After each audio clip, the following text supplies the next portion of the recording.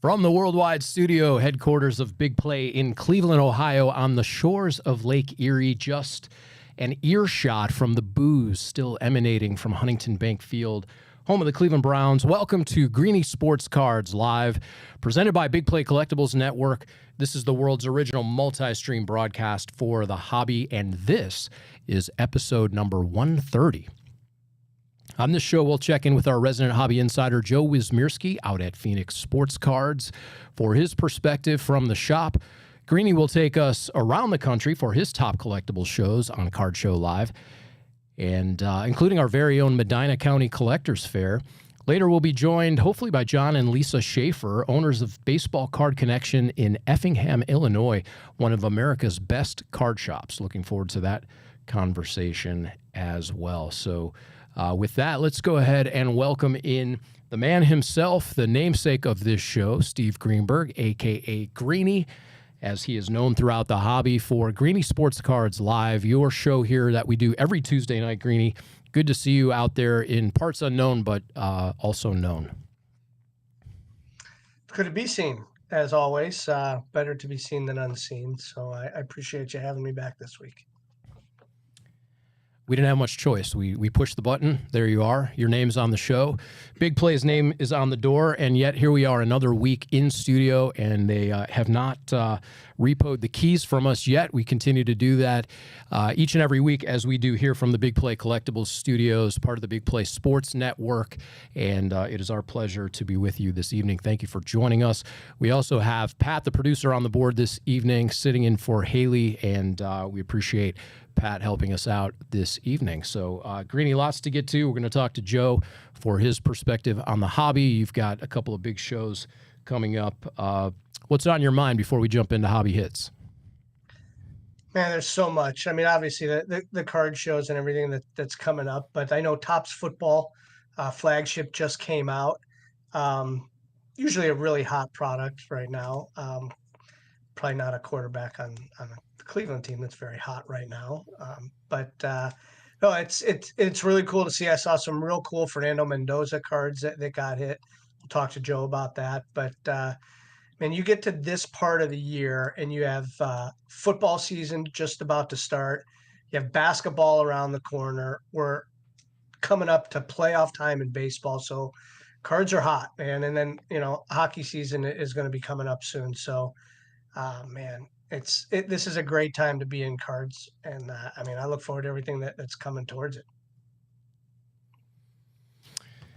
Yeah, and not only cards, but autographs and memorabilia these days. We mentioned last week, broke the news for the partnership with Primetime Sports, who will be bringing a number of guests to the Great Northern Card Show series, but in particular coming up here on your next show, September 4th and 5th.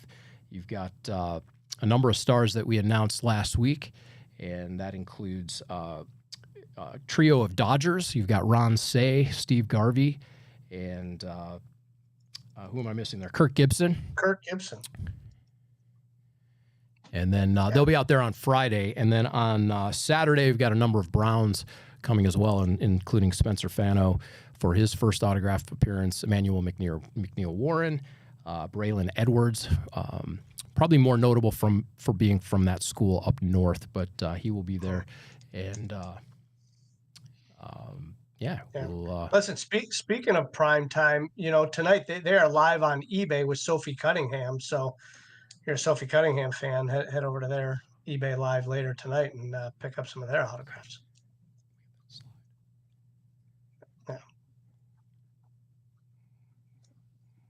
Sorry, Greenie.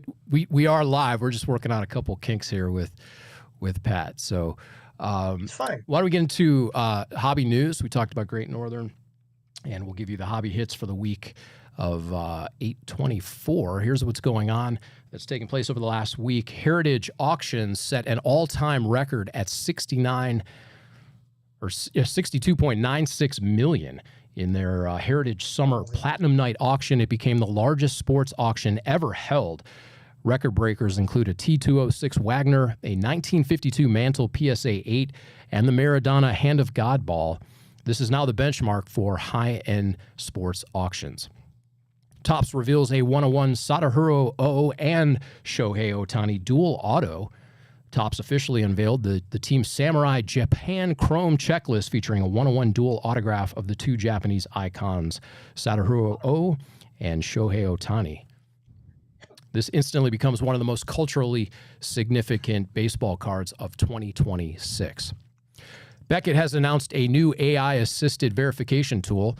Beckett introduced the AI-powered slab verification feature, allowing collectors to confirm authenticity via serial number and image match. This is Beckett's most significant tech upgrade since its slab redesign. Panini announces a 20th anniversary Prism retrospective insert. Panini confirmed the multi-sport Prism anniversary program featuring redesigned 2012 style chromium cards and select athlete autos. Prism's brand equity is massive. Anniversary inserts historically perform extremely well. Upper Deck has announced NHL moment-based digital collectibles. Upper Deck and the NHL unveiled a digital collectible line tied to real-time game highlights. This is the NHL's first major digital collectible push since the NFT era, but without blockchain baggage. And finally, Concanoopel NBA debut patch, his 101 redemption has been pulled. Backyard Breaks hit the Concanoopel 101 debut patch auto from the 2025-26 Topps Update Basketball. The three top rookie debut patch redemptions, that's Cooper Flagg, Dylan Harper, and Concanoopel, are now all accounted for. So there you have it, Greenie. Coming up, we will check in with our resident hobby insider, Joe Wysmierski, for additional news and notes. Any thoughts before we jump into it with Joe on the news of the week? Man, just some of those numbers that you read are pretty outstanding, and especially, man, with Heritage and some of the items that they had up. I actually saw some previews, come through social media of things that were in their auction recently. Man, that Diego Maradona ball, really cool to have that up for auction, right? I mean, some of these game used items are bringing numbers that cards are astronomical, but game used stuff is really hot right now. So to see something like that, very historic soccer ball, that was really cool. Terrific stuff. Let's go ahead and welcome in our resident hobby insider. Joining us now is the hobby's unofficial mayor, a guy who can walk into a card show and accidentally start a meet and greet line. A man who reads a checklist like literature. He's the desert-dwelling Sultan of Slabs, the commissioner of chaos, our resident hobby insider, headband Joe Wysmierski. Thanks for having me. Joseph, I'm at 94 degrees in the front of your store. Yeah. Is that because of the cards are hot, or what's happening in Phoenix? I mean, that's where you keep the Pokemon, so it's nonstop. It's also a great way to keep the customers moving. They're picking through stuff while they marinate in the heat. I'd like to say it's unseasonable, but it's not. We're definitely seasonably hot here, so it's been wonderful. I mean, we were able to get it fixed, but we're doing okay. Speaking of hot, Kettle Marte, is he hot? What's going on with him? Well, I mean, if we're talking he's hot about at the him craps playing table. At the roulette game, yeah, he might be picking some great numbers at roulette.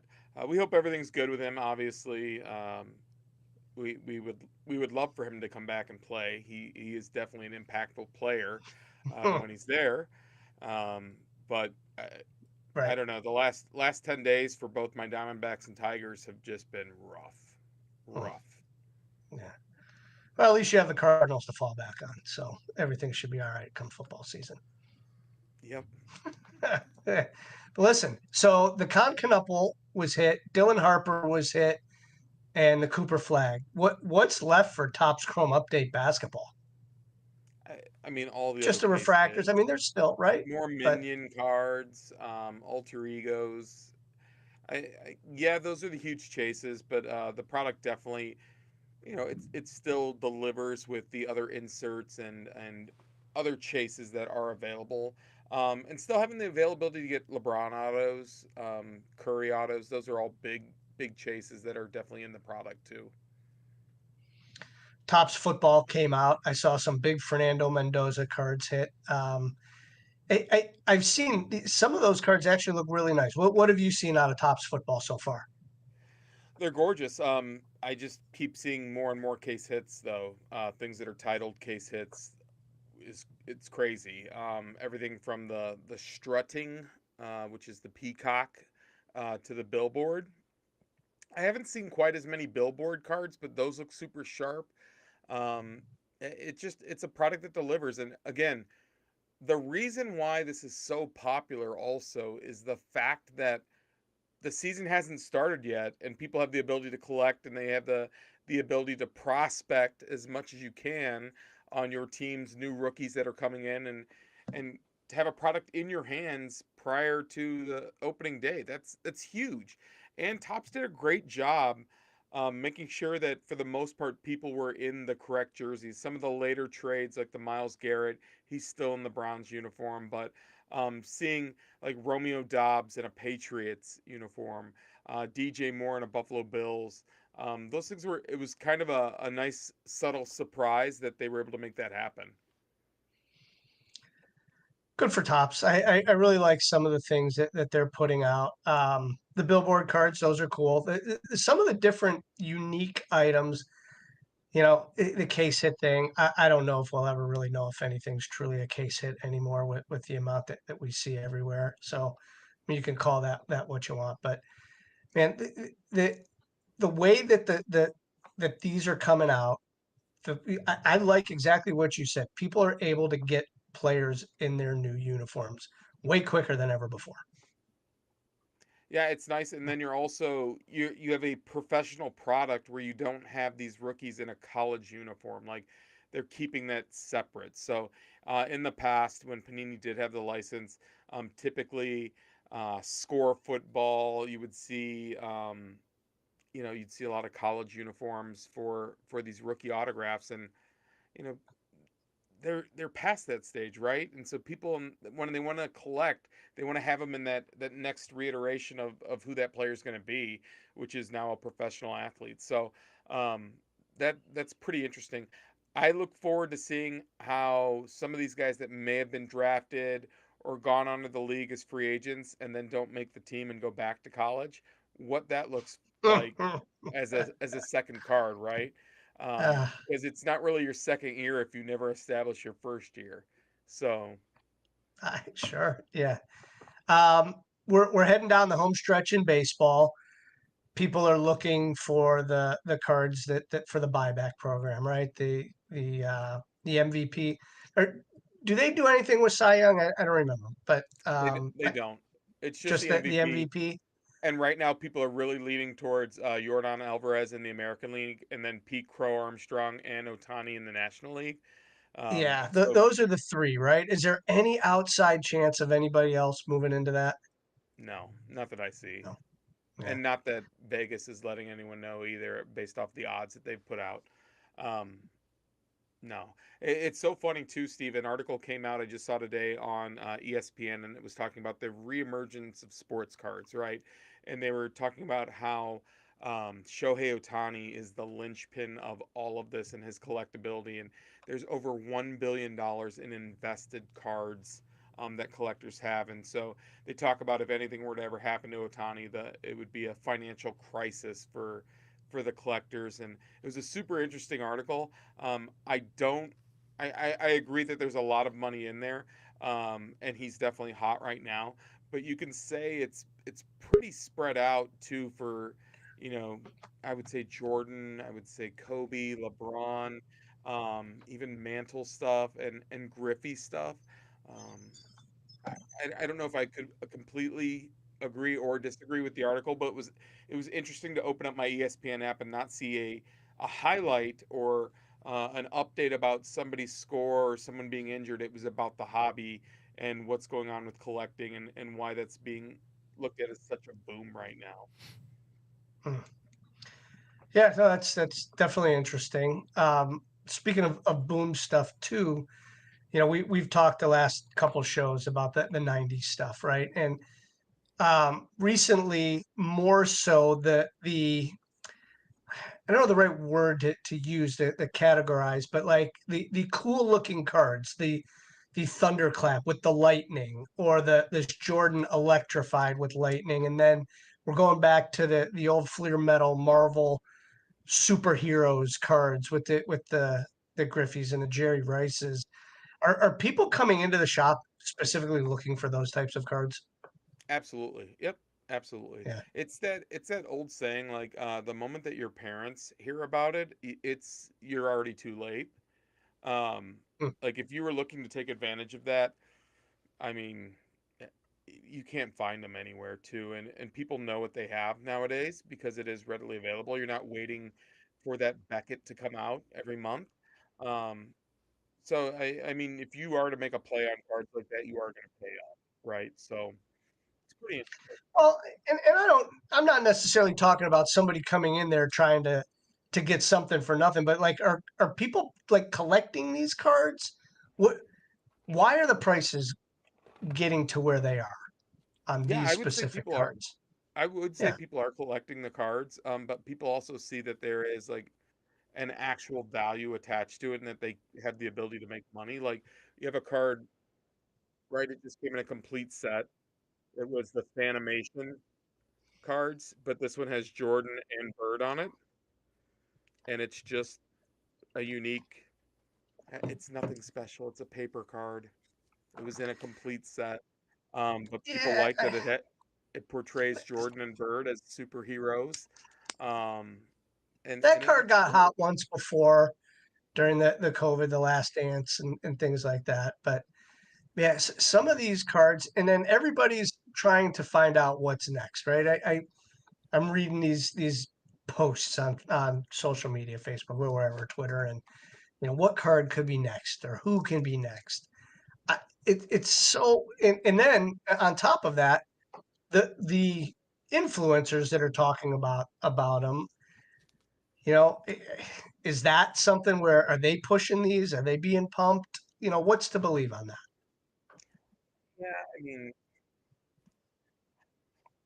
all right, Steve. If people aren't commenting now, comment. People need to be a little bit tougher with how they Sure, handle things in life, and they can't. And they're pushing this and that. Like, be bold, be strong in your own convictions. If you like something, buy it. If you think it's a good investment, do it. Your value should not lie in what someone else perceives it as. Like I like 100%. that. Like be strong and convicted in how you feel. They're there as entertainment. It's entertainment, Steve. All it is it's bringing more popularity, more eyes. But these people are putting on a show to a certain extent, right? I've had the ability to make deals with some very very big time influencers, and when it comes down to it, they're no different than you or I. They're trying to make a living off of flipping cards and getting an increased profit.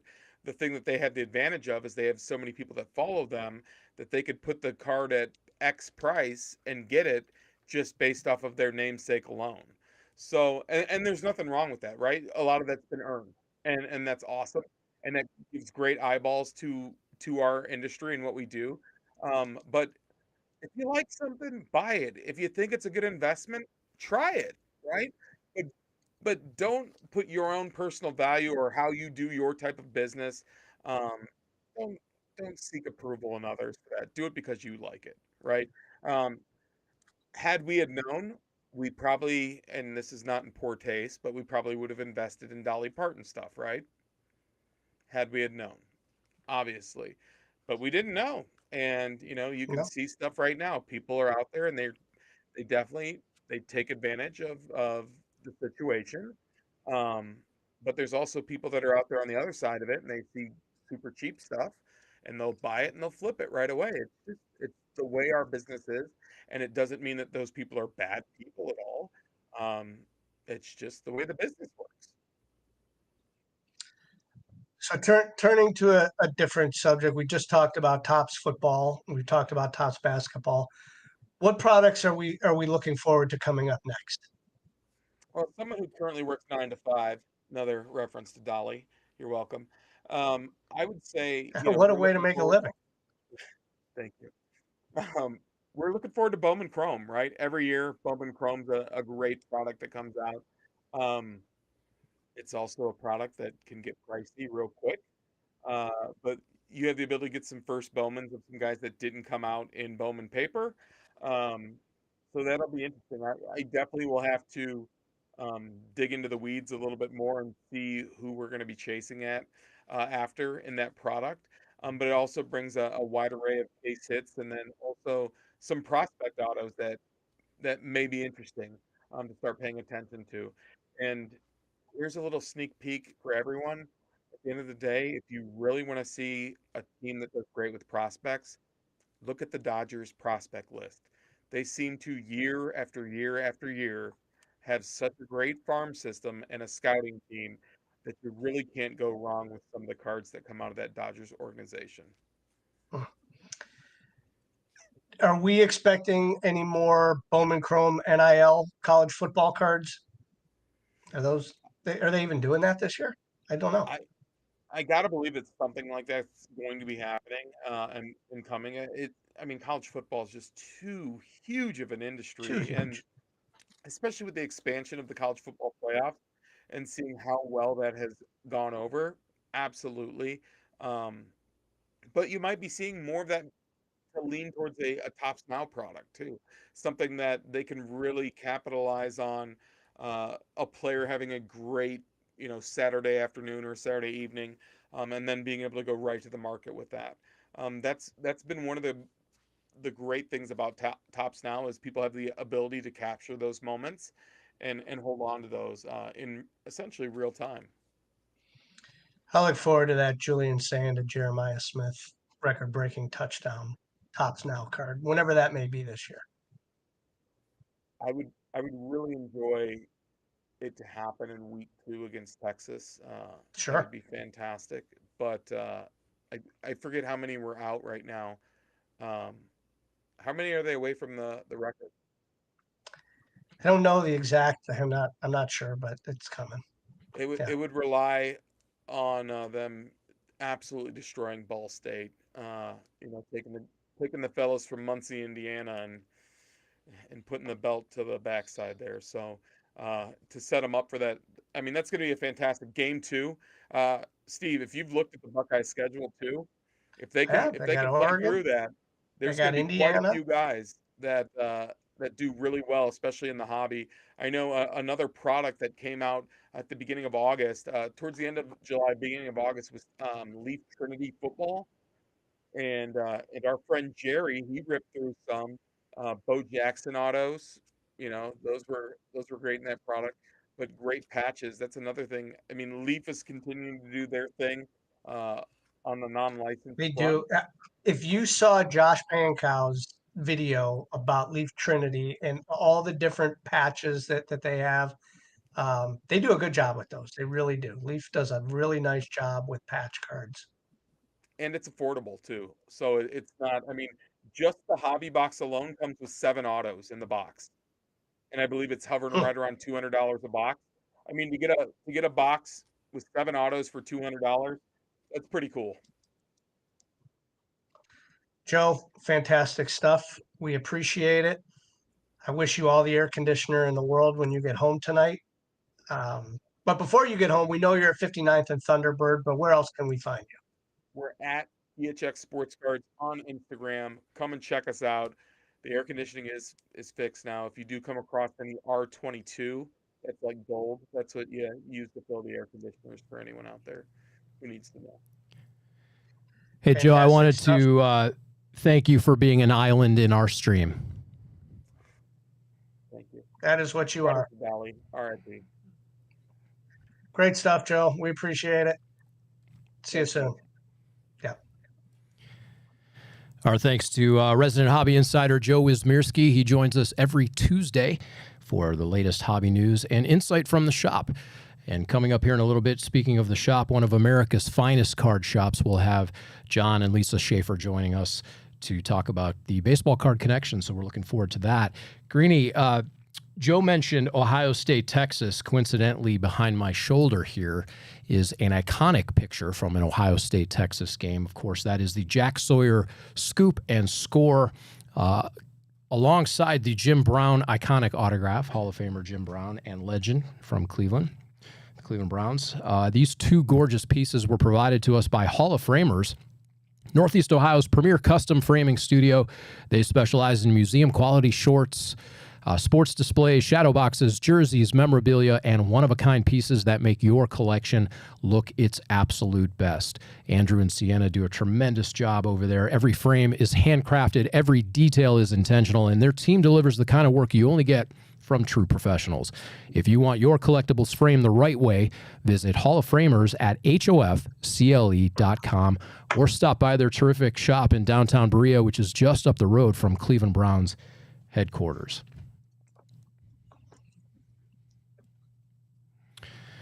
Greenie, it is almost that time here. I believe one of your favorite parts of the week, and that, of course, you take us around the country for the hottest card shows, some of the biggest card shows, and also some of the I don't want to say smaller, but more efficient and quieter shows that deserve a little bit of a spotlight. So it is time for Card Show Live.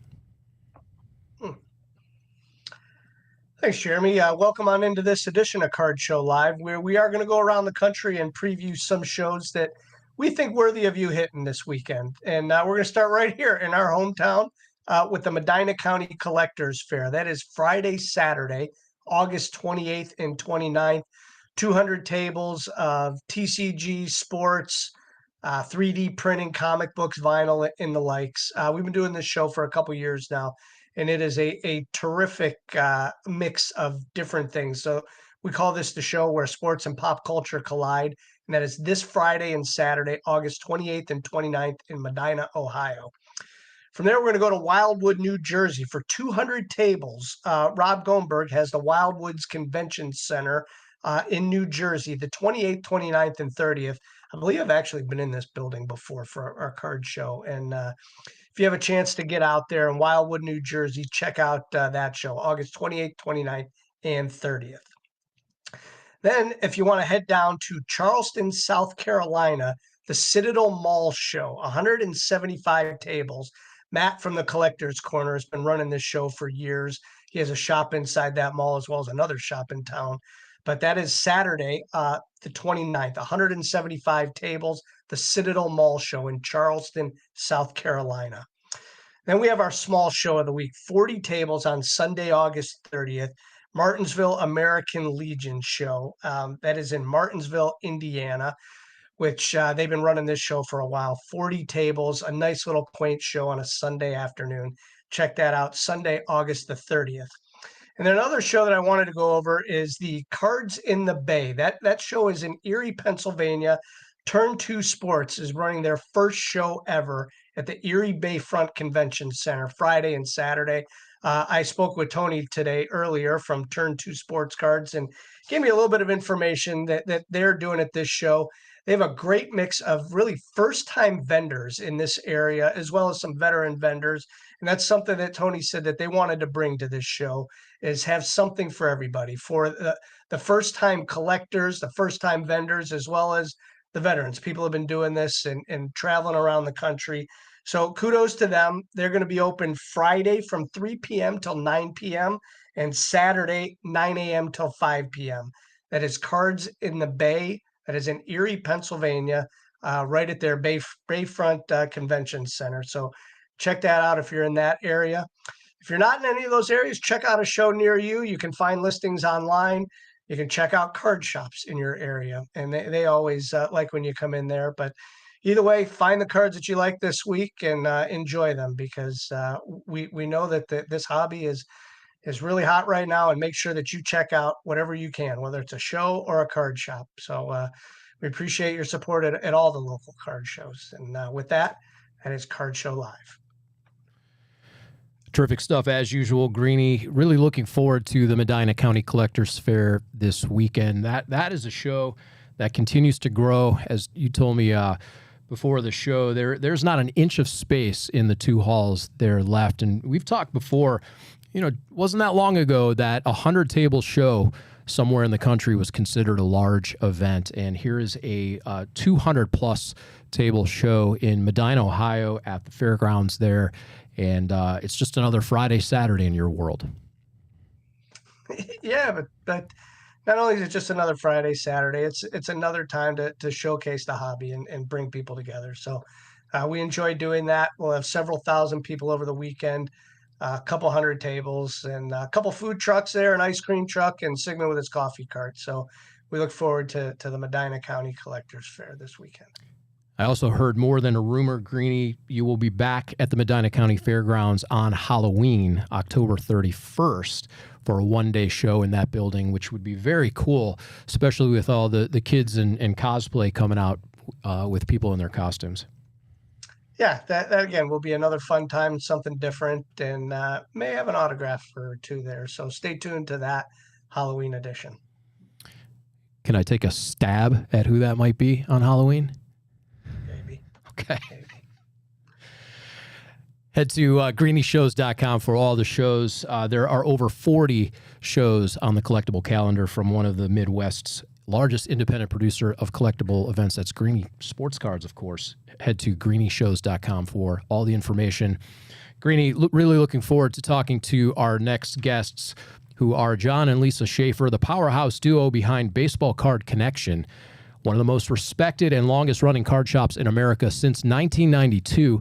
They've served Central Illinois and collectors around the world, building a reputation that has earned them a spot as a Final Four finalist for America's Best Card Shop.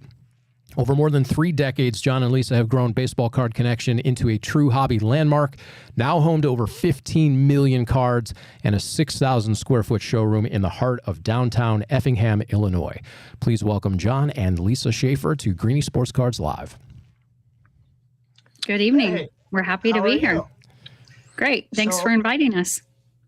15 million cards. Do you know where they all are? We do. Mm. We can pull one in 30 seconds. Yeah. Uh, Greenie, they're not America's Best Card Shop for nothing.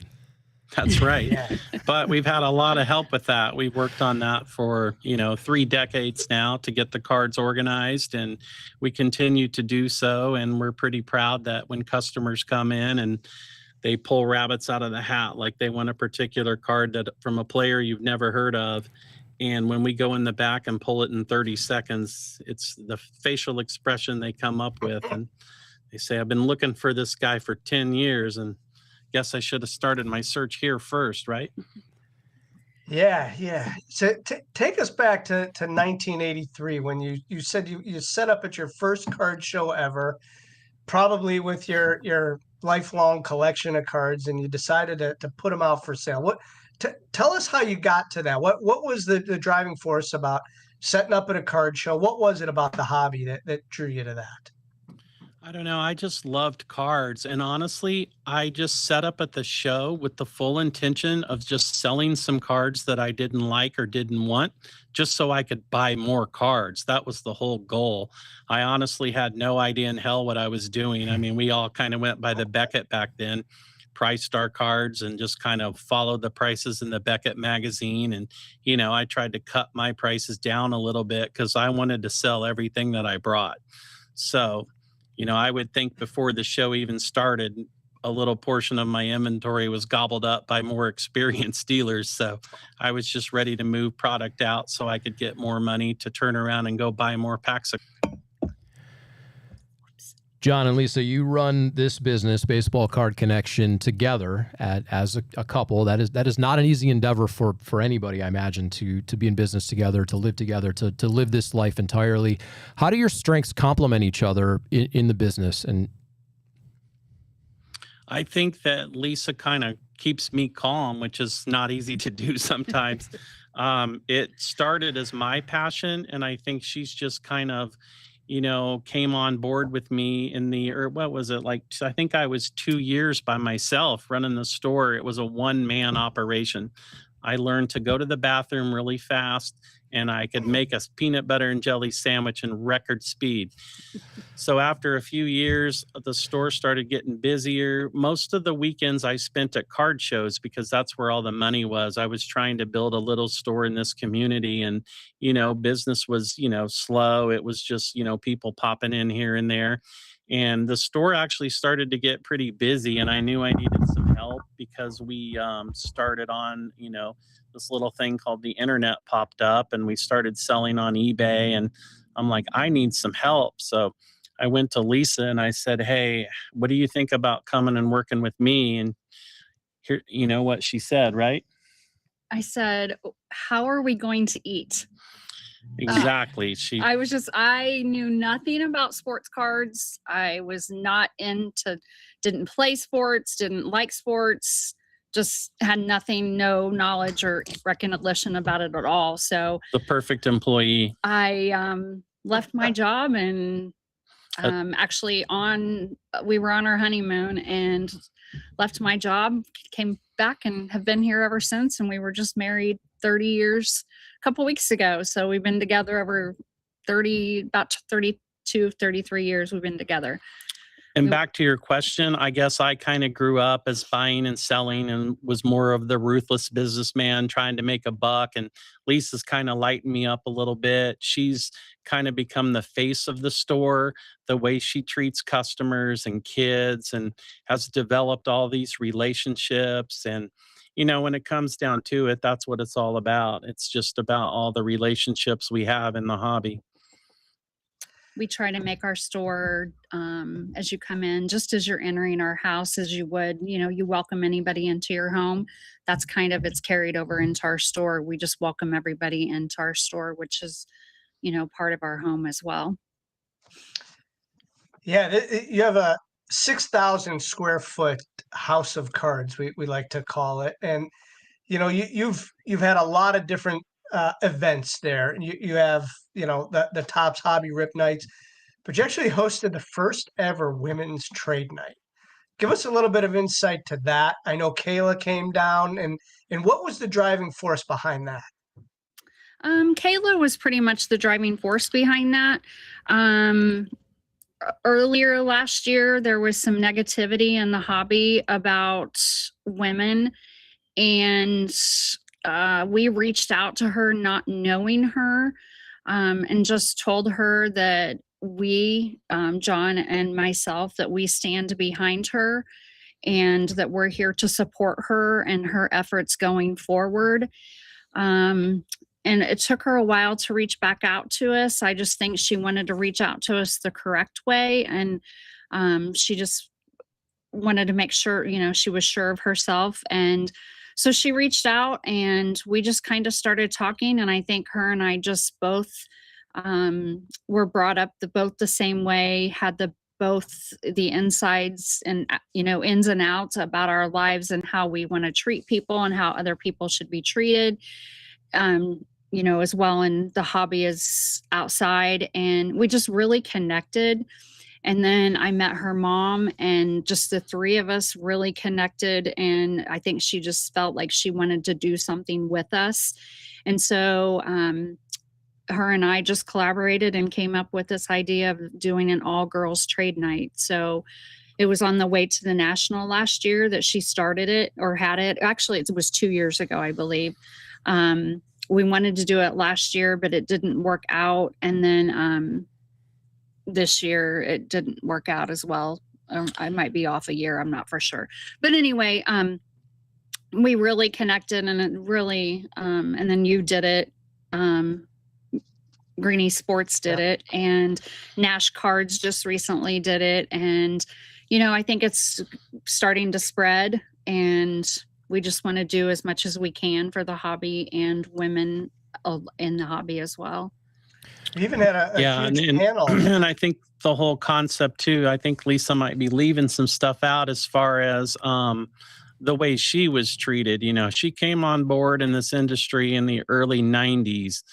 And if you think women had it rough, in 2026, you should go to a card show in the early to mid 90s as a woman and see how they treat you. And to this day, people still come in and they want to talk to John or Dawson or Matthew. And Lisa's like, I can help you. I know what I'm doing. I mean, a lot of people skirt the women in the hobby, and you have to be careful because, being involved in this all girls trade night and being around all these girls at the national, these are sharp women. I mean, some of them are dealers, some of them are content creators.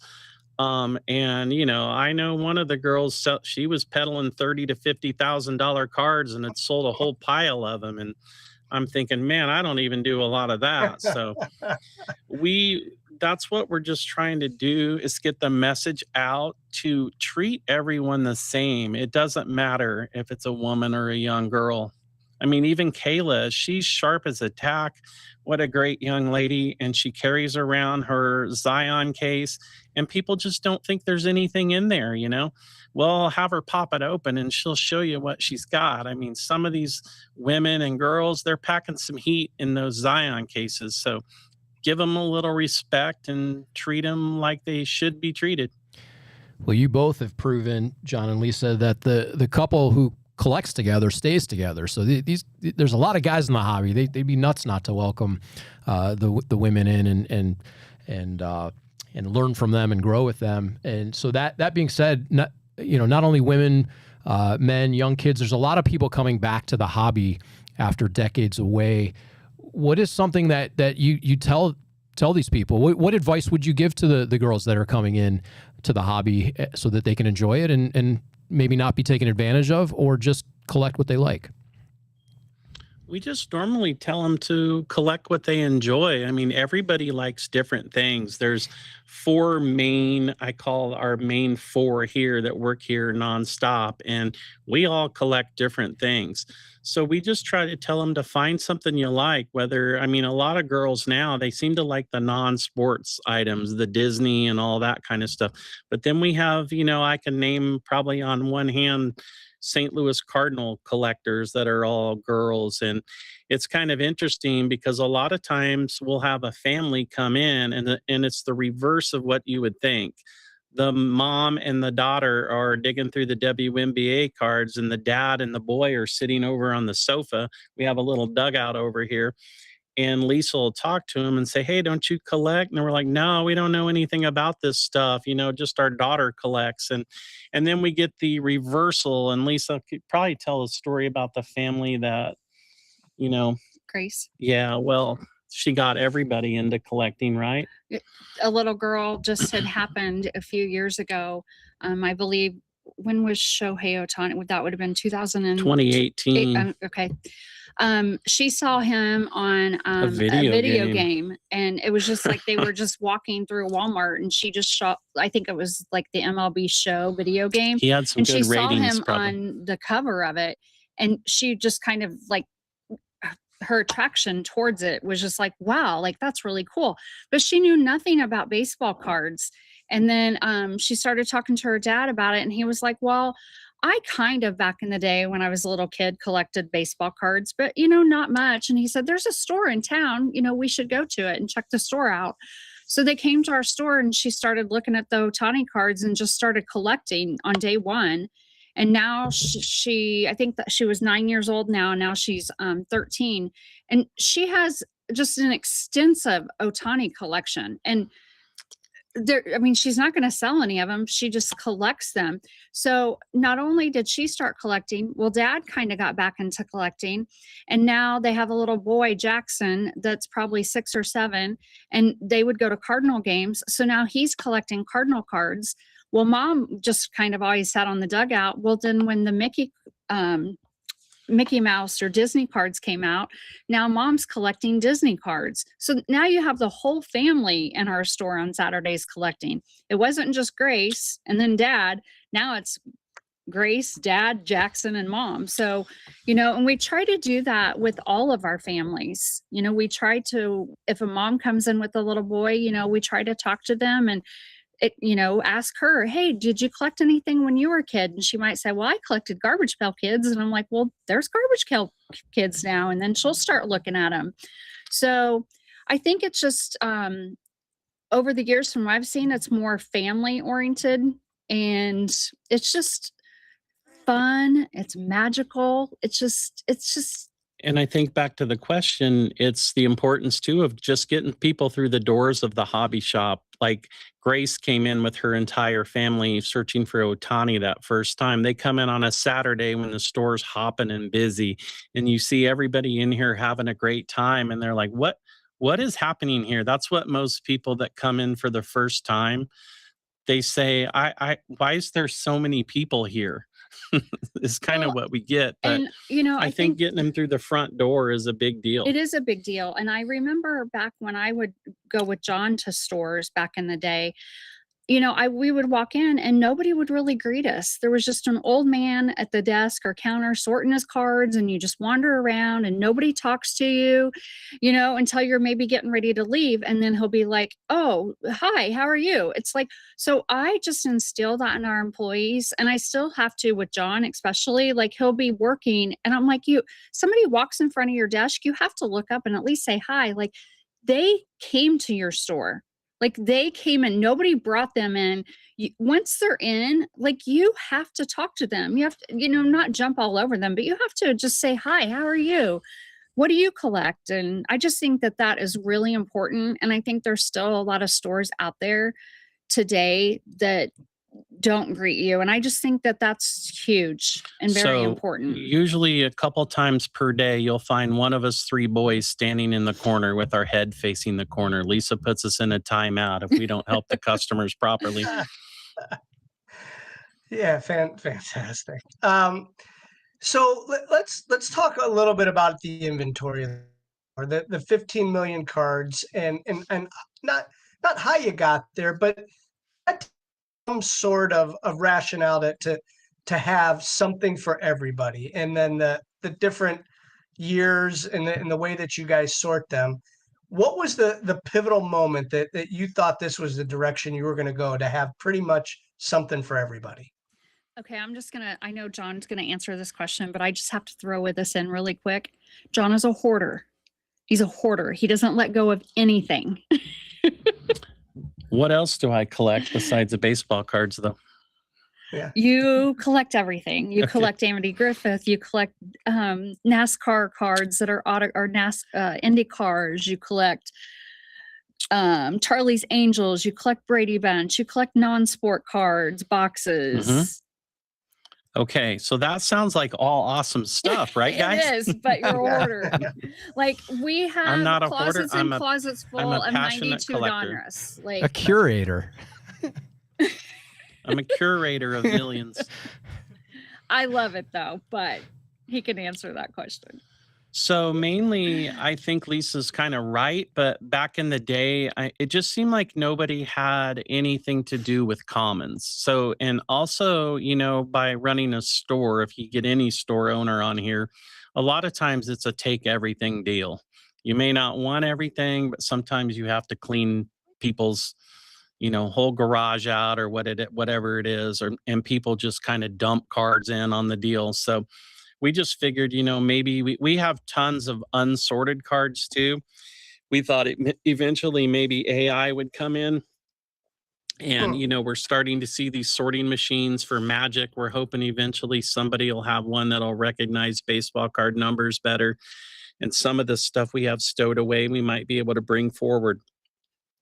And as we see right now, I mean, a lot of stuff we thought maybe wasn't worth anything, like 90s basketball commons. You know, now you see Fleer metal commons selling for $2 and $3 a card. And so a lot of this stuff we so-called hoarded has become worth quite a bit of money. And my right-hand man, which is our son here, has been digging in the mid-90s basketball boxes. And he just pulled out a Anthony Hardaway card, I think today, that I think he instantly sold it for $600 or $700 this afternoon. So sometimes hoarding can pay off. My wife thinks I collect a lot of stuff too. I'm gonna tell her I'm nowhere near 15 million cards, so I got that going for me. You guys, you've provided has gone up because we haven't counted in a couple of years. So pushing 20. I'm sure it's more than that now. You guys have provided. We are at max capacity right now, I do believe. You have to move into a 10,000 square foot store, but that's a The whole boss program. won't let us. The boys have already. We've had that roundtable discussion about a monster place where we would actually have a little more working area, and the boss said no. We have to start maybe getting rid of some of this stuff. So we're kind of putting our heads together, deciding what maybe we need to pull the plug on. So we do sell bulk common boxes and different things like that. So we're trying to move a lot of those out, But and go we back have to to John's hoarding. we have to He's nitpick the years. having a hard time selling it Mhm. and getting rid of it. As soon as I clear out $500,000 of something, then the sorting machine's going to come right around the corner, and we could have had them sorted in 8 minutes. Yeah, I'm gonna want those cards back. Put them back in. So you guys have provided terrific insight already on welcoming the female contingent into the hobby, about welcoming just people in general into the hobby spaces and hobby shops. What else would you recommend if you could wave that magic wand? What does the hobby need more of to keep the community strong? Well, I think the hobby could use a lot more of maybe people just getting out into their communities. I'm on our local chamber board, and we'll do different events and things. And we might set up a little stand at a lot of these little events and have packs of cards to pass out to people, just to kind of show people how much fun it is. And we'll set up a little display, a lot of educational stuff. I see a lot of stuff online of, people going to ballparks, and we would do that a lot too. We would be at our local little league diamonds and things like that, and just randomly pass out cards to kids. So I just think the more people are, out on the street and out in their communities. One big thing we do here is we started a downtown trick or treat. I never was a big fan of people trick or treating at night. So we do a Saturday trick or treat, and it's during the day. All the kids can see all the other kids' costumes. It's grown into this monumental event where thousands and thousands start lining up at our store like an hour beforehand, because we're known to have Pokemon and baseball trading card packs. So I remember last year, she's like, "What time is it?" And she thought we were running late, but it was actually an hour beforehand. And we went out our front door, and there was a line, like literally as far as you could see down the street, of people lining up. And I know they were lining up probably for those trading card packs, because word gets around. And it could be Lisa's Jumbo Reese's Peanut Butter Cups too. Those seem to hit pretty hard. But we are very lucky. We have a phenomenal downtown district. So all the businesses participate, and our chamber also chips in to help buy candy, because it has grown so big, just to offset some of the cost. So there's probably about 24 different stores, or up to 30 stores that participate. And then the kids just go from business to business for 2 hours, usually the Saturday before trick or treat. And it's just so cool to watch all the other little kids. If you go at night, they can't really see each other.